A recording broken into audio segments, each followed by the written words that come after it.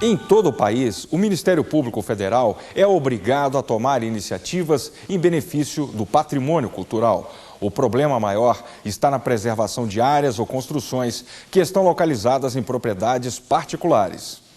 É do alto que se tem uma real noção do tamanho das figuras desenhadas no solo. Estudos apontam cerca de 110 sítios arqueológicos mapeados no Acre com a ajuda de imagens captadas por satélite. Esse historiador explica que há diversas hipóteses sobre a origem dos geoglifos: estruturas de defesa, estruturas para agricultura ou áreas para a realização de rituais sagrados. A gente está trabalhando em torno dessas três hipóteses, as hipóteses centrais, mas também trabalhando em muitas outras questões, como na datação, na cronologia desses sítios, nas rotas migratórias e também na caracterização do povo que construiu esse tipo de sítio. A ocupação das áreas coloca em risco as figuras. O Ministério Público Federal no Acre trabalha para incorporar os geoglifos ao patrimônio cultural e impedir a destruição causada por atividades de exploração, plantios e construção de estradas. Tombamento não é uma desapropriação. Ela não vai deixar de ter o gozo daquela área. Ela tem sim um gozo, mas é um gozo regrado pela finalidade pública que aquele bem ele denota. Então é possível sim o aproveitamento econômico dessas áreas. Só que esse aproveitamento tem que ser regrado e quem estabelece as regras é justamente o órgão que vai fazer essa proteção, que no caso é o IPHAN. Em Arraial do Cabo, no litoral fluminense, a luta é pela preservação de um sítio arqueológico.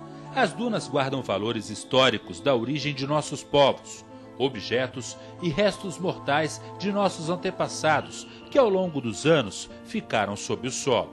Mas a falta de fiscalização ameaça a preservação do lugar. Lixo, entulho e até carros que trafegam e estacionam. A falta de controle levou o Ministério Público Federal, em São Pedro da Aldeia, uma cidade próxima, a recorrer à justiça.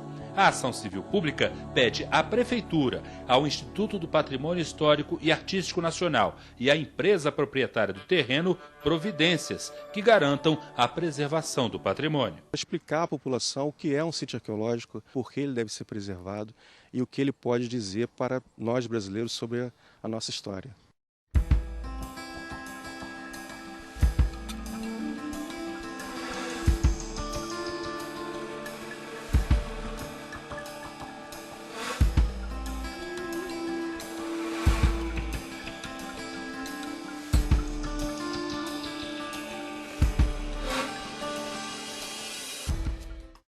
Em Cuiabá, a intervenção do Ministério Público Federal foi para preservar a beleza arquitetônica da capital do Mato Grosso.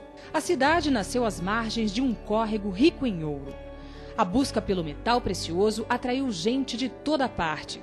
A influência dos diferentes povos ficou registrada na arquitetura antiga, mas as novas construções passaram a descaracterizar o cenário histórico, o que levou o IPHAN a tombar a área central da cidade. O passo seguinte foi combater a poluição visual provocada pelo comércio, com placas e letreiros encobrindo as antigas fachadas.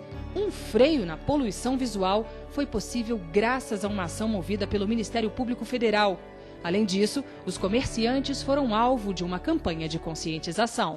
Em Embu das Artes, na região metropolitana de São Paulo, um termo de ajustamento de conduta foi a solução para a prefeitura corrigir interferências urbanas no patrimônio cultural da cidade, com seu centro histórico e ruas de pedra. O bem tombado, a Igreja Nossa Senhora do Rosário, é tombada não só pelo IPHAN, também pelo CONDEFAR, e justamente por esse motivo, é que é necessária a sua preservação.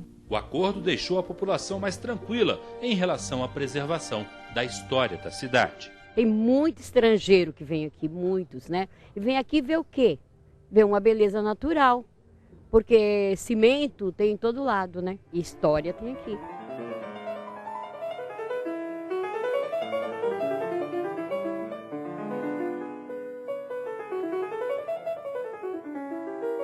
Em Alagoas, a demolição de um casarão antigo na cidade histórica de Penedo levou o Ministério Público Federal a ingressar na Justiça. Como o prédio veio abaixo, a Procuradoria da República pede que o responsável custeie um programa de educação patrimonial como forma de reparar o dano. É a nossa história que está ali, presente em cada bem, para nossas gerações presentes e futuras. E o Ministério Público, toda vez que chegar uma denúncia desse tipo, adotará as medidas cabíveis.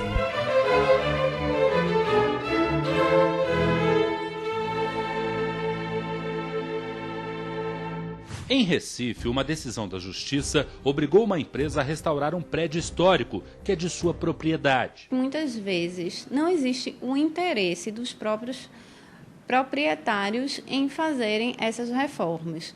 Muitas vezes utilizam esses imóveis como depósitos, como escritórios, mas eles não têm a consciência de que o imóvel faz parte de um conjunto arquitetônico preservado.